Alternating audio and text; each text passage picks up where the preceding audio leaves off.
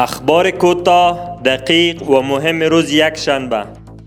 یک کودک در بلخ از چنگ آدمربایان آزاد گردید. مسئولین امنیتی ولایت بلخ میگوید که نیروهایشان پس از 13 روز این کودک را از چنگ آدمربایان آزاد نمود.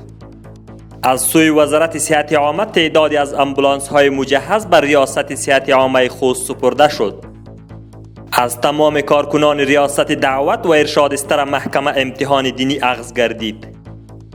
معاونیت اقتصادی ریاست الوزراء میگوید به اساس تصمیم کمیسیون اقتصادی دو کمیته جداگانه به منظور اولویت پروژه های برشنا و خط آهن تعیین گردیده است.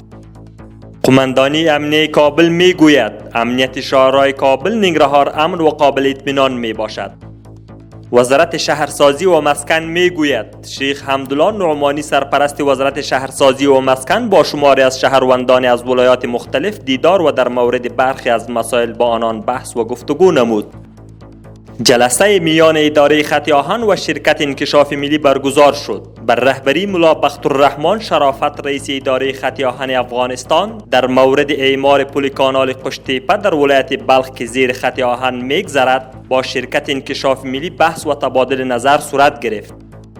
مهاجر فراهی معین امور نشرات وزارت اطلاعات و فرهنگ امروز با غرس نهال در صحن این وزارت از شهروندان کابل و مردم کشور خواست که با غرس حداقل یک نهال در سرسبزی کشور سهم بگیرند.